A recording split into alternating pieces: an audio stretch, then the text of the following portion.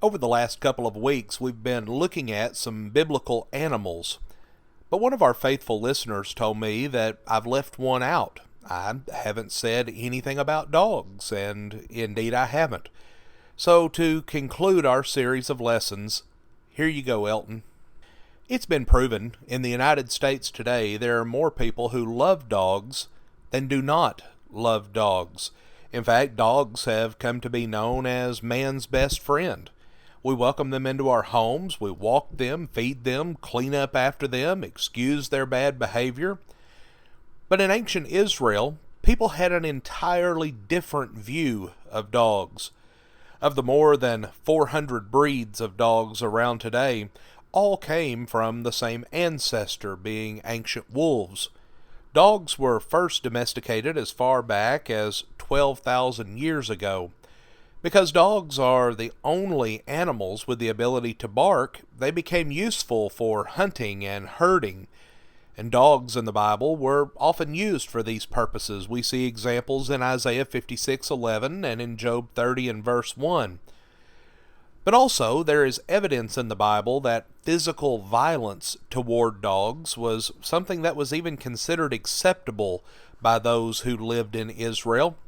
We see examples in 1 Samuel 17:43 and in Proverbs 26 and verse 17 of this type of violence being acceptable. But also to compare a human to a dog, or to call them a dog, was to imply that they were of a very low status. In the New Testament, calling a human a dog meant that that person was considered evil. We see this in Philemon 3 and verse 2 and in Revelation 22:15.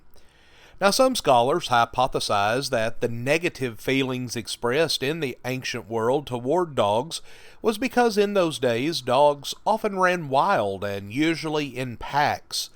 Dogs in the Bible exhibited predatory behavior in their quest for survival, which even included killing livestock. But there's archaeological evidence, such as figurines, pictures, and even ancient forms of collars that demonstrate that Israel's neighbors often kept dogs as pets. But from the skeletal remains found within that area, we see that the domestication of dogs did not really happen until the Persian and the Greek periods of time within the nation of Israel.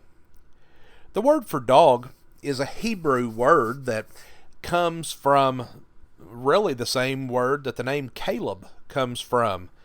And due to the negative attribution of dogs in the ancient world and with the ancient Israelites, it's surprising that one of the great Hebrew spies, a man that is highly regarded for his courage and for his faithfulness to God, would bear that name. Well, as the Israelites were preparing to enter into the land of Canaan, Moses called a chief from among each tribe to go before them and to scout the land. Caleb was the representative of the tribe of Judah, and when the spies returned, they reported that the land surpassed expectation, but that the people who lived there would be mighty foes. The Israelites did not want to go and face the peoples of Canaan, but Caleb, along with Joshua, stepped forward and urged them to proceed. And after more exhortation from Moses, Aaron, and Joshua, the people did finally relent. Well, Caleb was rewarded for his faith, and Joshua gave him the land of Hebron as an inheritance, as we see in Numbers 14:24 and also Joshua 14 and verse 14. But in thinking about the subject of dogs, we see that over time dogs became more domesticated. They became more useful in a variety of ways, and people's impression of dogs mostly changed from that which is negative to that which is positive. And as we stated at the beginning of this lesson, there are many people today who have brought dogs into their homes that have made them, so to speak, a part of the family.